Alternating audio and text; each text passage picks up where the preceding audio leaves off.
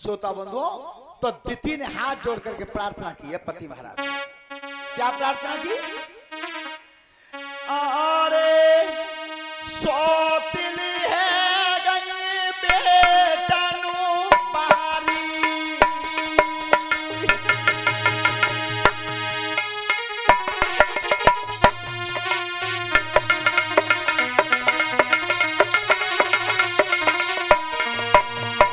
सौतिल है गई बेटनु बारी, और सुनी रही गई कोठिया मारी।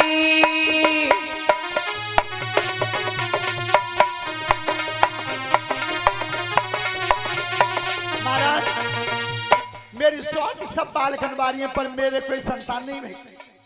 और आज तुम जा रहे हो तपस्या करने, तो एक विनती कर रही हूँ तुमसे। कौन सी? इतनी विनतिया सुनी लीजिए, एक बेटा की भीख मोहि दीजे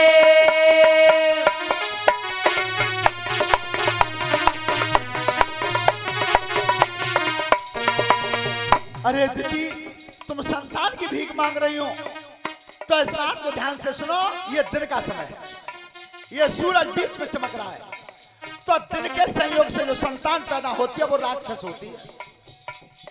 बार बार समझ आई रहे ज्ञानी, एक न बात दीदी ने मानी।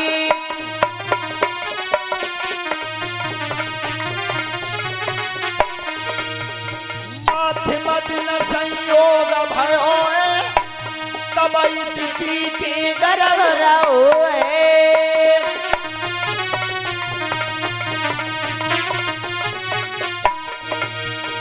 याद रखना, महात्मा जी चले गए और दिति के उदर में जो संतान रही, महात्मा जी तपस्या करते रहे, वो संतान नहीं जन्मी, और जन्मी नहीं तो कितने दिन नहीं जन्मी, कितने दिन तक नहीं जन्मी। ये आपने सुना भी होगा कि जब फागुन के महीना में रस्याय भजन गाए जाते हैं, तो ये रस्याय भजन की साखी है कि वो दिति का गर्भ कितने दिन नहीं जन्मा था। कैसे? अरे मेरी साखी को आरा फूला गाऊं, मेरी साखी को यारा तू लगाओ, मेरी साखी को यारा तू लगाओ। अरे 100 बरस गर्भ को रायो मेरी साखी को यारा तू लगाओ, मेरी साखी को यारा तू लगाओ। अरे 100 बरस गर्भ में को राओ। मेरी साखी को अर्थ लगाओ रे 100 बरस गर्भ में, 100 बरस नहीं जन्मा ताते। अरे खुजरी को बढ़ी गया जग में रोग ताते, खुजरी को बढ़ी गो जग में रोग तात। खुजरी को बढ़ी गो जग में रोग। अरे तो जन्म गर्भनी ताते खुजरी को बढ़ी गो जग में रोग ताते। खुजरी को बढ़ी गो जग में रोग। अरे तो जन्म गर्भ ने नालाओ। और इसी बीच में 100 रुपए का पुरस्कार हमारे लिए 10-10 रुपए शास्त्री मंडल को, ये हमारे स्वराज सिंह यादव अगला कमल मानई से, ये हमारे मंगेश शास्त्री के पिताजी हैं, पुरस्कार दिया। परमात्मा सुख समृद्धि देता रहे, धन्यवाद। 100 बरस तक गर्भ नहीं जन्मा, लेकिन जैसे ही पूरी दुनिया बेचैन हुई तो कश्यप ऋषि की समाधि खुल गई, और हाथ में जल लेकर के, देखना कितना बड़ा विज्ञान था पहले, हाथ में जल लेकर के मंत्र पढ़ करके अपनी रानी के ऊपर मार दिया, और जैसे ही जल पढ़ के मारा 2 पुत्र पैदा हुए, एक लड़की जन्मी, हिरण्याक्ष और हिरण्यकश्यप ये दो पुत्र हुए और लड़की का नाम था सिंह का। तो हिरण्याक्ष की काया में जब बल आया, वो पापी कितना बड़ा बलवान था, पौराणिक सिद्धांत दिया कि उसने पृथ्वी को ही पानी में दबा दिया। लेकिन दूसरा मत यह कि पृथ्वी को गुणहीन कर दिया। वृक्ष देना, अन्न देना, फल फूल देना, कोई गुण पृथ्वी में नहीं छोड़ा। लेकिन पौराणिक सिद्धांत बताता है कि जल में दबा दिया। लेकिन जब जल में पृथ्वी दब गई थी तो समस्त देवताओं ने अनुरोध किया भगवान से कि प्रभु अब पृथ्वी का उद्धार कैसे होगा। तो ब्रह्मा जी को एक छींक आई और नाक के रास्ता से एक अंगूठा के बराबर जीव निकला। उसकी आकृति कैसी थी? सूअर जैसी। बोलिए सूकर भगवान की। तो सूकर रूप धारण करके देखते ही देखते विशाल भयंकर रूप हो गया। और जैसे ही भगवान जल में गए सूकर रूप धारण करके वो पृथ्वी को जल में छिपाए बैठा था, तो भगवान करते क्या थे? अरे तबला तयसुर में मारी,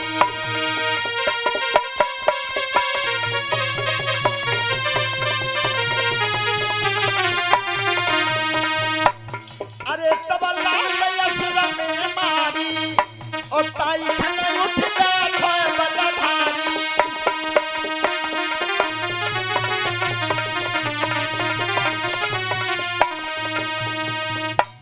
नारायण जल में पहुंचे पापी बहुत बड़ो बलदाई, पृथ्वी टेक लही तन में ऊपर रहे पानी में लाई।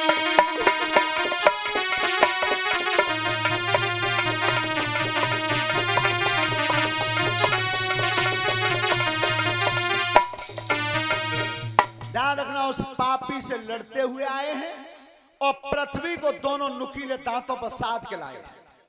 और जब पृथ्वी को जल पर टेक दिया तो उस पापी हिरण्याक्ष को भगवान ने मारा कहां? वो जगह आज भी मौजूद है, इस समय भी मौजूद है। और देखी होगी आपने कहां पे मारा, कैसे? न्या पापी को बदन हनोई,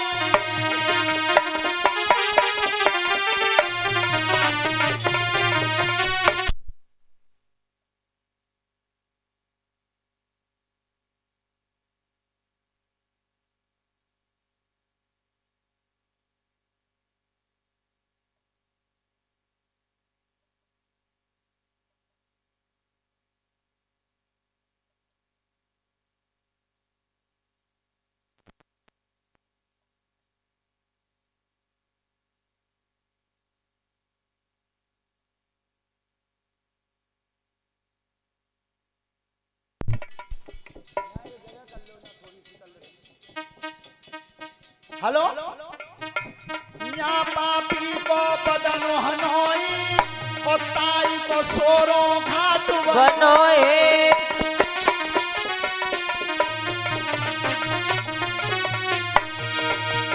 मारत घेन भय प्रभु राजी और पही की जाई रही गंगा जी।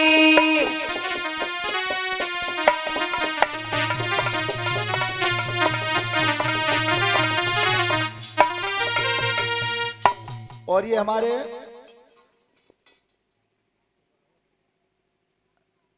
लला तुमने अपना नाम तो लिखो ही ना यहाँ में,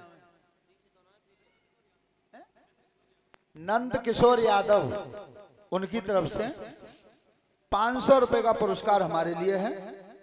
50-50 रुपए शास्त्री मंडल को हैं और 10-10 रुपए कलश वाली कन्याओं को हैं। परमात्मा सुख समृद्धि देता रहे, धर्म के काम पे आगे बढ़ाता रहे। ध्यान रखना, कहां मारा है? ये सोरों का घाट जो बना हुआ है, आज भी तुमने देखा होगा वहां लिखा रहता है सूकर क्षेत्र, सोरों पे। और जहां सोरों में तिराया है वहां सूकर भगवान की बहुत बड़ी मूर्ति आज भी लगी हुई है। इसी के नाम से सोरों को जाना जाता है। अब हिरण्यकश्यप विचार करता है कि मेरे भाई को श्री हरि ने मारा है, भगवान ने मारा है, तो मैं अपने भाई का बदला पटाऊंगा। अब बदला तो तभी तो पटे तब जोर बराबर आवे। और बल आता है हमेशा तपस्या से, बिना तपस्या के बल नहीं आता। आज तक नहीं किसी में आया। और सुनो, जिस भगवान ने ये दुनिया रचाई है और उन्होंने भी अवतार धारण किया, तो बिना तप के तो उनका नाम भी नहीं हुआ, तो हमारा तुम्हारा क्या होगा? सुनो कैसे। सबसे पहली बात सुनो, मेरे भगवान प्रभु श्री राम की जब अयोध्या में जन्मे तो श्री राम कहलाए।